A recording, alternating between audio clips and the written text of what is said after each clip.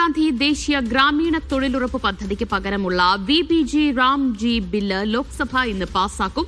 Bill standing കമ്മിറ്റിക്ക് വിടണമെന്ന ആവശ്യം സർക്കാർ തള്ളി. ബില്ലിൽ ചർച്ചയ്ക്ക് കൂടുതൽ സമയം വേണമെന്ന് പ്രതിപക്ഷം ആവശ്യപ്പെട്ടു. സഭയിൽ വോട്ടെടുപ്പ് വേണമെന്നും പ്രതിപക്ഷം ആവശ്യപ്പെടും.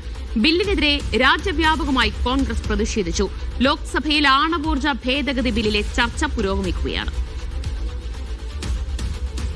സജു തോമസ് വിവരങ്ങൾ നൽകും. സജു, പ്രതിപക്ഷ പ്രതിഷേധത്തിനിടയിലും ബില്ല് പാസാക്കാനാണോ കേന്ദ്ര ശ്രമം?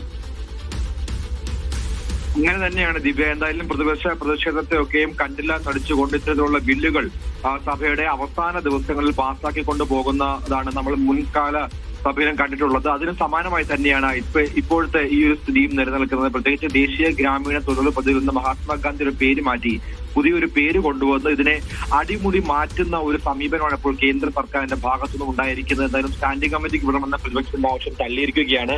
8 മണിക്കൂറെങ്കിലും ഇതുമായി ബന്ധപ്പെട്ടുള്ള ചർച്ച വേണമെന്നപ്പോൾ KC വേണുഗോപാൽ ലോക്സഭയിൽ ആവശ്യപ്പെട്ടത്. പക്ഷേ അതും അംഗീകരിക്കാൻ പാർലമെന്ററി കാര്യ മന്ത്രി തയ്യാറായിട്ടില്ല. സമയം വളരെ കുറവാണ്. അതുകൊണ്ട് തന്നെ സമയക്രമം അനുസരിച്ച് ചർച്ചയാവാമെന്നുള്ള ഒരു നിലപാട് തന്നെയാണ് ഇപ്പോൾ കേന്ദ്ര സർക്കാർ സ്വീകരിച്ചിരിക്കുന്നത്. ഇപ്പോൾ ആണവോർജ്ജ ബില്ലുമേലുള്ള ചർച്ച പുരോഗമിക്കുകയാണ്. കഴിഞ്ഞ ദിവസമാണ് ഈ ആണവോർജ്ജ ബില്ല് അവതരിപ്പിച്ചത്. ആണവോർജ്ജ ബില്ല് അവതരിപ്പിച്ചതിന് പിന്നാലെ തന്നെ ഇതിന്റെ ചർച്ച ഉണ്ടായി.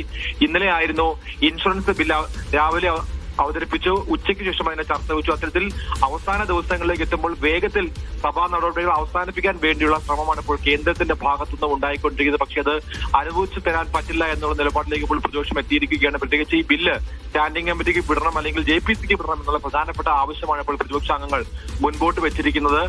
രാജ്യത്തെ ജനങ്ങളുടെ ജീവോന്മുഖമായ പ്രശ്നങ്ങളെ ബാധിക്കുന്ന വിഷയമായതുകൊണ്ട് തന്നെ പാർലമെന്റിൽ കൂടുതൽ സമയം ചർച്ച വേണമെന്ന നിലപാടിലാണ് ഇപ്പോൾ പ്രതിപക്ഷാംഗങ്ങൾ. ദിവ്യ.